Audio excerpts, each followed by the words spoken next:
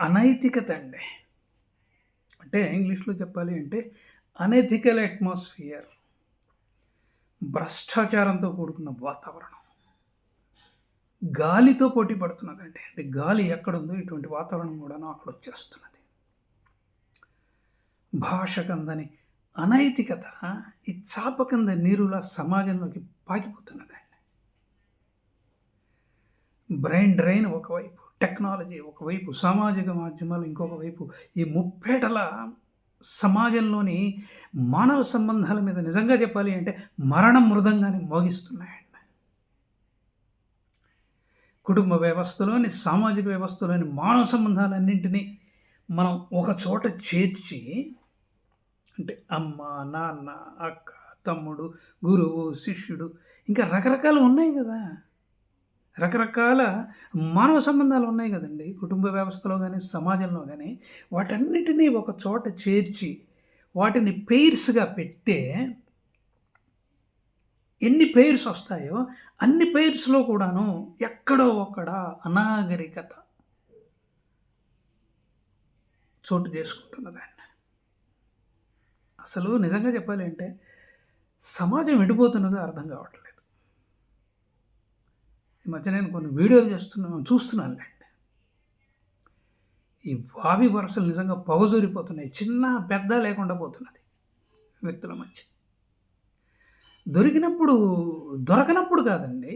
దొరికినప్పుడు కూడా చివరికి నా ఇష్టం. నేను ఇలాగే ఉండాలనుకుంటున్నాను అంటున్న వాళ్ళు ఆడవాళ్ళు గానీ, మగవాళ్ళు గానీ వయసుతో సంబంధం లేకుండా కొన్ని వేలల్లో కాదండి, లక్షల్లో ఉంటున్నారు. అసలు అర్థం కావట్లేదండి సమాజం. ఎంత దాష్టికమా! ఎంత అనైతికత! అబ్బబ్బబ్బబ్బా! అర్థం కావట్లేదండి. ఏ వయసులో ఏది తెలవకూడదో వాటన్నింటినీ సామాజిక మాధ్యమాలు ముఖ్యంగా యూట్యూబు, ఈ ఇన్‌స్టాగ్రామ్ లాంటివి బట్టబయలు చేసేస్తున్నాయి. ప్రమాద గంటికలు ఎప్పుడో మోగాయన్న వాస్తవం నిజంగా చెప్పాలి అంటే ఎంతమందికి తెలుసండి? ఒకప్పుడు చూడండి, బాయ్ ఫ్రెండ్ లేడా నీకు? గర్ల్ ఫ్రెండ్ లేదా నీకు? అనేవాళ్ళు గుర్తుందా మీకు? ఆ సంస్కృతి నిజంగా ఇప్పుడు ఎట్లా మారిందంటే, రిలేషన్‌షిప్‌లో లేవా నువ్వు? భలే ఉన్నావే నువ్వు అనే స్థాయికొచ్చిందండి. అంటే ఒక విధంగా చెప్పాలి అంటే ఈ వెస్ట్‌లోని వరస్టు ఇప్పుడు ఇక్కడ మన భారతదేశంలో బెస్ట్‌గా మారిందండి. చాలా సీనియర్ సైకాలజిస్ట్ ఒకసారి మాటల మధ్యలో ఏమన్నాడంటే, కిరణ్ గారు పెళ్ళికి ముందు పవిత్రులెవరో అన్న అనుమానం క్రమక్రమంగా కలుగుతున్నదండి చాలా మందిలోనూ. ఎందుకంటే నేను కౌన్సిలింగ్స్ అవి చేస్తున్నాను కదా అని చెప్పాడంట. అంటే పెళ్ళికి ముందు పవిత్రులెవరో అర్థం కాని పరిస్థితి ఉందన్నమాట. సో ఇవన్నీ పక్కన పెడితే ఈ కొంతమంది అమాయకులున్నారు. వాళ్ళొక పద్ధతిగా జీవిద్దామని అనుకుంటున్న వాళ్ళు కూడాను మోసపోతున్నారండి. ఇంకా దురదృష్టం ఏంటంటే ఈ స్వార్థంతో చేసే ప్రతి చిలిపి పనిని కూడాను అవతల వ్యక్తికి తెలియకుండా మొబైల్‌లో బంధించేసి అవసరమైనప్పుడు బ్లాక్‌మెయిల్ చేస్తున్న సంఘటనలు నిత్యకృత్యం అయిపోయాయి. అసలు అర్థం కావట్లేదు. వాళ్ళు ఎందుకు అలా చేస్తున్నారు? అంటే రేపొద్దున వాళ్ళను భయపెట్టి అంటే భయభ్రాంతుల్ని చేసి అవసరానికి శారీరకంగా, మానసికంగా వాడుకుందామన్న ఒక దురాశ బయలుదేరిందండి ఇప్పటి తరంలో. ఇంకా ఏంటంటే ఈ బ్లాక్‌మెయిలింగ్ విషయంలో ఆడ, మగ తేడా లేకుండా పోటీ పడుతున్నారు. ఎవరి స్వార్థం కోసం వాళ్ళు. అసలు ఇంకో వైపు ఏం జరుగుతున్నదంటే విపరీతంగా ఇటువంటి కేసుల వల్ల పోలీసులు కూడా ఏం చేయలేకపోతున్నారు. వీలైనంత వరకు కూర్చోబెట్టి కాంప్రమైజ్ చేసే ప్రయత్నం చేస్తున్నారు. ఇది తప్పు అని చెప్పే ప్రయత్నం చేస్తున్నారు. కానీ ఎవడు వింటలేదు. ఎందుకంటే కేసులు బుక్ చేయాలి అంటే తగిన స్టాఫ్ లేదు. అట్లాగే కోర్టులు కూడాను విపరీతమైన కేసులతో నిండిపోయాయండి.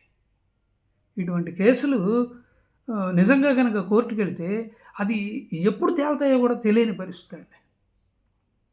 ఇది చాలా దురదృష్టకరం. అయితే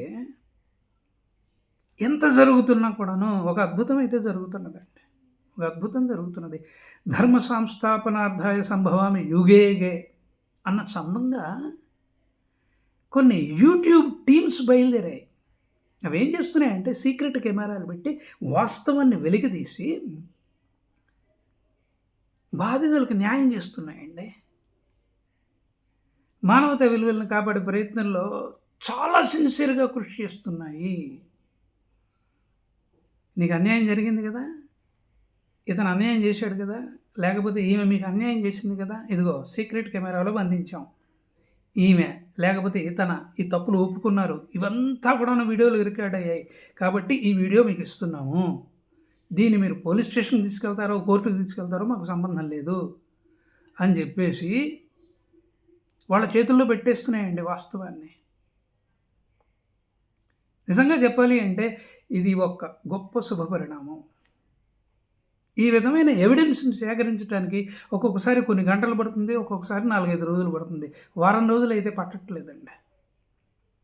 ఇట్లాగే ఈ యూట్యూబ్ టీమ్స్ దీంట్లో యువకులు చాలామంది ఉన్నారు, ఆడవాళ్ళు ఉన్నారు, మగవాళ్ళు కూడా ఉన్నారు, కలిసి పనిచేస్తున్నారు. దగ్గర దగ్గర 10-15 టీములు ఉన్నట్టున్నాయి 2 తెలుగు రాష్ట్రాల్లో, అంతకంటే ఎక్కువ ఉన్నాయేమో కూడా నాకు తెలియదు. ఈ టీంలు ఏం చేస్తున్నాయంటే కూర్చోబెట్టి కౌన్సిలింగ్ చేస్తున్నాయండి. నిజాన్ని నిర్భయంగా చెప్పిస్తున్నాయి, వ్యక్తులను పశ్చాత్తాపడేటట్టు చేస్తున్నాయి, భార్యాభర్తలను కలుపుతున్నాయి, అవసరమైతే సివియర్గా దండిస్తున్నాయండి. ఇలాగా ఈ బాధితుల్ని హెరాస్మెంట్ నుంచి రక్షిస్తున్నాయి కూడా. వీళ్ళు చేసేది ఒకటే, రూములో కానీ లేకపోతే బయట కానీ దూరంగా సీక్రెట్ కెమెరాలు పెడుతున్నారు, మంచి కెమెరాలు, అవి జూమ్ చేస్తే చాలా క్లియర్గా కనబడతాయి. ఈ బాధితులకు ఏం చేస్తున్నారంటే ఒక చిన్న మైక్ పెడుతున్నారు ఇక్కడ, అది కనపడదు, అది యాక్చువల్గా అది సౌండ్ని చాలా క్లారిటీగా రికార్డ్ చేస్తుంది. రణగణ ధ్వనుల మధ్య మాట్లాడుకుంటున్నా కూడాను ఆ సౌండ్ దాంట్లో బాగా రికార్డ్ అయిపోతుందండి క్లియర్గాను. అంటే ఒక పక్క వీడియో, ఒకవైపు ఆడియో, ఈ రెండింటినీ కూడాను చేసి వీడియోలు చేసి బాధితులకి ప్రూఫ్గా ఇచ్చేస్తున్నాయి. ఎవడైతే హింసకి పాల్పడ్డాడో ఏ లేడీ కానీ జెంట్ కానీ వాళ్ళు చివరికి కన్నీళ్లు పెట్టుకొని మా వీడియోలను బహిర్గతం చేయొద్దండి, మా పరువు పోతుందండి, తల్లిదండ్రులందరూ మమ్మల్ని తప్పుపడతారండి, సమాజంలో మేము తలక ఎత్తుకోలేని పరిస్థితి ఏర్పడుతుందని ఏడుస్తున్న వాళ్ళు కూడా ఉన్నారు. అయినా సరే వాళ్ళని బెదిరించడానికి ఈ సాక్ష్యాలు రెడీ చేస్తున్నాయి. అవసరమైతే బాధితులకు కూడా ఇస్తున్నాయండి, బాధితులకు కూడా ఇస్తున్నాయి. కాబట్టి చివరిగా యువతకి, ముఖ్యంగా కామంతో కళ్ళు మూసుకొని పోతున్న వాళ్ళకి నేను చెప్పేది ఒకటే, పైనున్న భగవంతుడు మీ అరాచకాలను అకృత్యాలను చూస్తున్నాడో లేదో నాకు తెలియదు, కానీ సీసీ కెమెరాలు మటుకు మిమ్మల్ని అనుక్షణం గమనిస్తున్నాయి. ఇవాళ తప్పించుకోగలరేమో కానీ రేపు తప్పించుకోలేరు. కాబట్టి అనైతికతతో, స్వార్థంతో, శారీరకంగా మానసికంగా ఇతరుల్ని వాడుకుందాము అన్న ఆలోచన చేస్తున్న వాళ్ళందరికీ నేను చెప్పేది ఒకటే, మీరు తప్పించుకోలేరు. కాబట్టి జాగ్రత్తగా ఒళ్ళు దగ్గర పెట్టుకొని నిజాయితీగా బతకడానికి ప్రయత్నించండి. అంతేనండి, అందుకంటే నేను చెప్పేది ఏం లేదు. నేను ఇప్పుడు దాదాపు 10 నిమిషాలుగా వస్తుంది కదా వీడియో చేసి, ఎక్కడో ఒక చోట ఇటువంటి సంఘటనలు జరుగుతున్నాయి, ఇటువంటి సీసీ కెమెరాలు ఎంబడబడి వాళ్ళ నుంచి నిజాలు కక్కిస్తున్నాయండి. అంటే ఈ అరాచకం అనేది it has become the order of the day.